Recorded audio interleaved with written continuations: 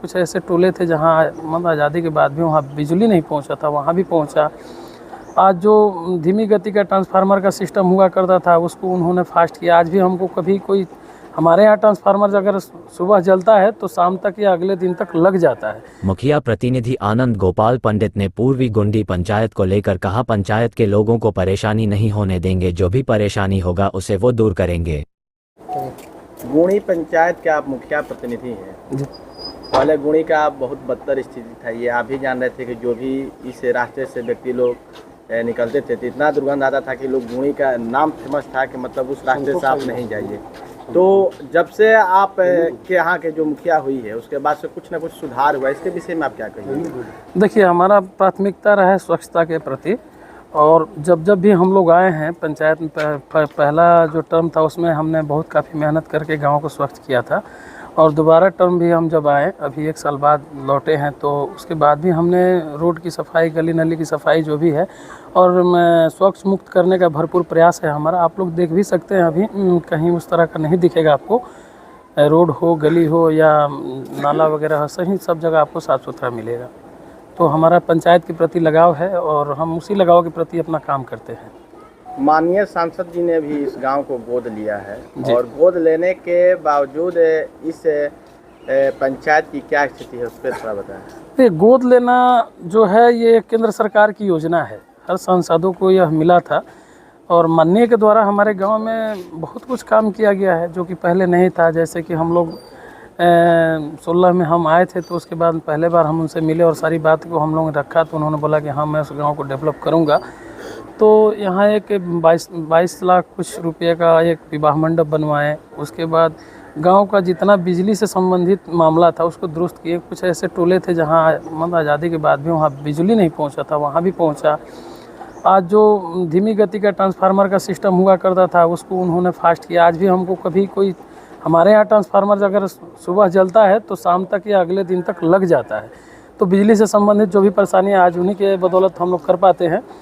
और विकास का मामला है तो हमारे यहाँ बैंक नहीं था, उन्होंने मध्य बिहार ग्रामीण बैंक को यहाँ शिफ्ट करा। एटीएम नहीं था, एटीएम आया। स्कूलों में कक्षा की कमी थी, 4 दीवारी की कमी थी, वहाँ भी उन्होंने पैसा दिया। तो अपने से उन्होंने भरपूर प्रयास किया है। एक हमारे ही पंचायत का गांव है शिवपुर जो 1 नंबर वार्ड पड़ता है, वहाँ भी मध्य विद्यालय है, वहाँ से मुख्य सड़क तक का जो पीसीसी का 17 लाख का काम था उन्होंने ही कराया है।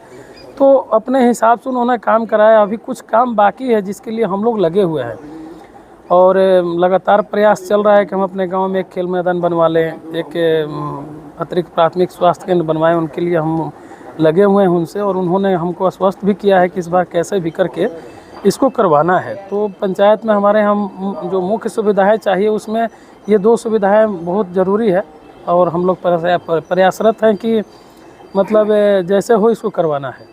आपके पंचायत में नल जल की जो सुचारू रूप से चल पा रही है? जी, 2 वार्ड को छोड़ के हमारे यहाँ नल जल का काम सुचारू रूप से चल रहा है। और रही पीएचडी का ये मामला है, क्योंकि ये पंचायत में हमारे यहाँ नहीं है, जैसे और ब्लॉक में ग्राम पंचायत करा रहे हैं, लेकिन हमारे यहाँ ये काम पीएचडी देख रहा है। उसके बाद भी हम लोग ग्राम पंचायत के प्रतिनिधि होने के नाते कहीं कोई त्रुटि होता है सीधा विभाग से बात करके उसको जितना जल्दी हो सकता है उसको दुरुस्त करवाते हैं। आवास योजना को लेकर कई सारी समस्या आती है, लोग बोलते हैं कि धांधली वगैरह हो रहा है, आपकी पंचायत की क्या स्थिति है? देखिए, ये तो पूरे बिहार की स्थिति, हमारे यहाँ थोड़ा और ख़राब है। हम बोलेंगे तो कोई सुनेगा? कोई नहीं सुनेगा। 2017 से बोलते आ रहे हैं। हमारे यहाँ आवास का स्थिति बहुत ख़राब रहा है। आवास सहायक का जो हालत है, 1-1 महीना 1.5 महीना पंचायत से गायब रह रहा है, ब्रोकर को लगा के काम करवा रहा है। उसमें तो कुछ कहा नहीं जा सकता है। प्रधानमंत्री के द्वारा जब नाम जोड़ने का काम आया था उस समय हमने 1784 लोगों का नाम जोड़ा था। बीच के जो लोग थे वो अपना निजी लोगों को, आप देखिए कि आज के समय में अगर आवास का पूर्वी गुंडी का जांच कर दिया जाए तो हमको नहीं लग रहा है कि मतलब कुछ समझ में किसी को आना चाहिए कि ऐसा कुछ नहीं है। एकदम बदतर स्थिति है। जो परिवार 2016 के लिस्ट में लिया है उसी परिवार को दोबारा आवास दिया गया, जबकि घूम के यहाँ देख लीजिए अभी भी 40 से 50% ऐसे परिवार हैं जिनके पास रहने के लिए झोपड़ी और टीन है। कोई परिवार तिरपालकिया वो आवास के लिए नहीं है। हम लोग उसका नाम जोड़े थे, लेकिन जो इसके पहले लोग थे वो लोग सारा उसका नाम काट के अपने चहेतों का नाम जोड़े, और सरकार भी मौन होके उस सारा लिस्ट को पास कर दी। बीच में हमने 2-3 आवेदन भी दिया है, अभी क्या कार्रवाई होता है देखना है। परिचय। चूँकि आवास सहायक कह रहा है कि हमारा जिम्मा है, जो लिस्ट में नाम होगा हम दे देंगे। अरे कैसे दे देंगे भैया, 3 ताला घर पे आवास दिया जाता है और जिसके पास झोपड़ी नहीं है उसका नाम काट दीजिएगा।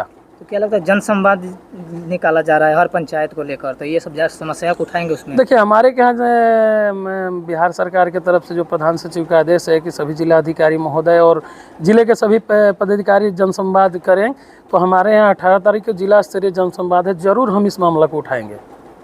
परिचय अपना। मैं आनंद गोपाल पंडित, मुखिया प्रतिनिधि पूर्वी गुंडी।